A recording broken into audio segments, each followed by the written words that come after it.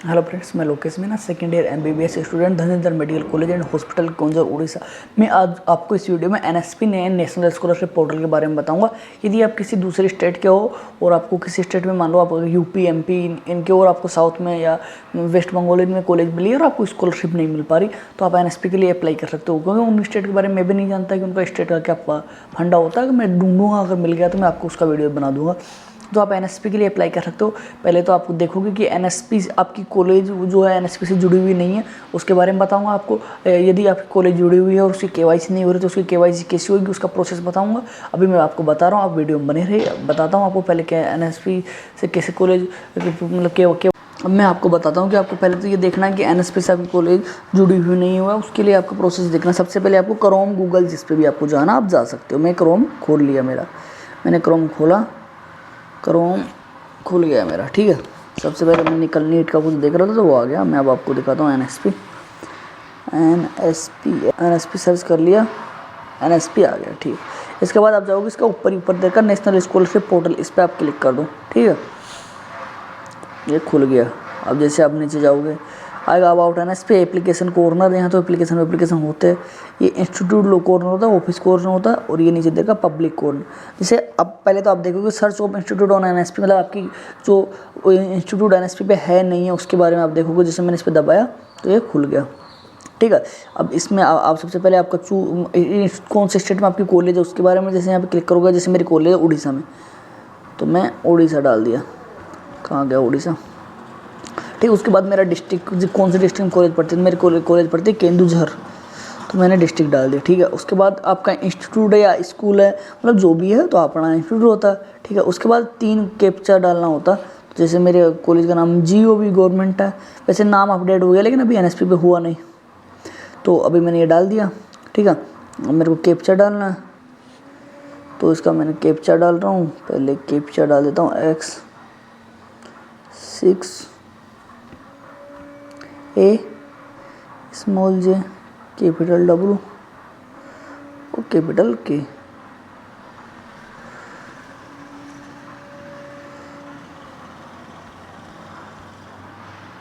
अब देखो ये आ गया इतना सारा। अब कई सारी कॉलेज है जो रजिस्टर, अब मेरी है मेडिकल कॉलेज, तो मैं सबसे पहले मेडिकल डाल देता हूँ तो ऊपर आ जाएगा, ठीक है। मेडिकल अभी आ गया, मेरी कॉलेज आ गई गवर्नमेंट मेडिकल कॉलेज केओंझर, ठीक है। ये आ गई। इसका मतलब ये KYC नहीं हो रही है। मैं इसका KYC का मैंने अभी प्रोसेस करवाया है, अभी थोड़े दिनों में हो जाएगा। तो इससे तो पहले आपको ये पता चलेगा कि कॉलेज KYC हो नहीं रही, ये नहीं हो रही। अब इससे तो आपको पता चलेगा KYC नहीं हो रही। अब मैं इसमें बता रहा हूँ आपको KYC करवानी कैसी, उसका भी तो आपको प्रोसेस पता होना चाहिए। तो आप KYC कैसे कराओगे, मैं अभी दिखाता हूँ, आप वीडियो बने रहे। अब मैं आपको बताऊंगा कि आपको कैसे KYC का रजिस्ट्रेशन कराना। आपको सबसे पहले इस पर वापस जाना नेशनल स्कॉलरशिप पोर्टल पे, जैसे आपने पहले इंस्टीट्यूट देखा था, ठीक है। अब उसके बाद आपको जाना है इंस्टीट्यूट कॉर्नर में, इंस्टीट्यूट इन्फॉर्मेशन है ना, इस पर क्लिक करना आपको। फिर इसमें लिखा हुआ how to fill registration form, ठीक है। इसको आप खोलोगे तो इसमें देखो मैंने PDF डाउनलोड कर रखी, लेकिन दोबारा कर लेता हूँ मैं। ये खुल गया मेरा, ठीक है जी। अब देखो ये इसने प्रोसेस दे रखा है KYC registration process. First process है filling up the KYC registration form by INO। मतलब सबसे पहले जो KYC का रजिस्ट्रेशन फॉर्म वो भरा जाएगा किसके द्वारा, INO मतलब इंस्टीट्यूट नोडल ऑफिसर, ठीक है। उसके बाद uploading of KYC form duly attested by HOI by INO on the portal. मतलब इसका मतलब ये कह रहा है कि जो मतलब अपलोड KYC के लिए अपलोड करेगा डॉक्यूमेंट, जो अटेस्टेड किससे होगा, HOI यानी हेड ऑफ इंस्टीट्यूट यानी डीन मैम जो होती है उनसे ना, ठीक है। ये दूसरा प्रोसेस है। इसके बाद तीसरा अप्रूविंग होएगा। उसके बाद approving the attested KYC registration form on the NSP portal. उसके बाद अप्रूविंग किसके द्वारा, HOI यानी हेड ऑफ इंस्टीट्यूट वाले। इसमें सब प्रोसेस दे रखा है, देखो ये दे रखा, आप देखोगे तो आप समझ जाओगे, ठीक है ना। ये पूरा प्रोसेस दे रखा है, ये स्क्रीन 1 स्क्रीन 2 स्क्रीन 3। लगता है कि तुम्हें सही नहीं दिखेगा, लेकिन ये बता रहा हूँ ना, आप डाउनलोड करोगे PDF तो इसमें सब कुछ आ जाएगा, आप पढ़ लेना सब कुछ। अगर कोई भी दिक्कत हो तो मेरे से पूछ सकते हो, मैं आपको दिखाता हूँ।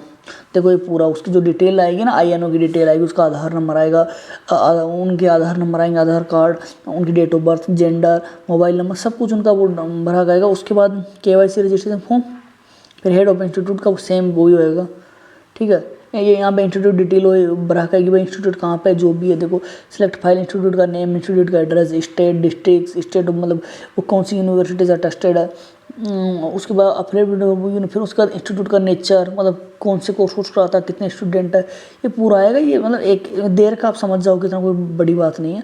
अब देखोगे तो अब वो तो आप ये PDF निकला कि आप INO सर को दे देना, वो सब अपने आप कर देंगे। हाँ, बस आपको थोड़ा जाके आना पड़ेगा।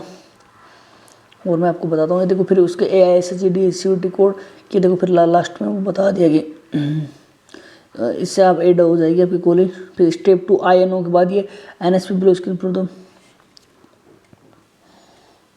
दोबारा देखो INO क्लिक, फिर NSP कोड से करेगा। ये देखो इसके पूरे 42 पेज, इसमें लिखा कुछ नहीं है। अब देखोगे तो सब समझ जाओगे, इतनी कोई ज़्यादा खतरनाक रॉकेट साइंस है नहीं इसमें। उसके बाद INO के बाद होगा ये DNO, दो है डिस्ट्रिक्ट नोडल ऑफिसर के द्वारा। और उसके बाद आपका KYC हो जाएगा। फिर उसके बाद ये देखो लास्ट में देगा after screen 25 after approval of KYC from HYT गोट, मतलब हेड ऑफ इंस्टीट्यूट अप्रूवल करने के बाद ये कहाँ जाएगा, DNO या SNO, मतलब डिस्ट्रिक्ट नोडल ऑफिसर या स्टेट नोडल ऑफिसर, उसको अप्रूवल करेगा।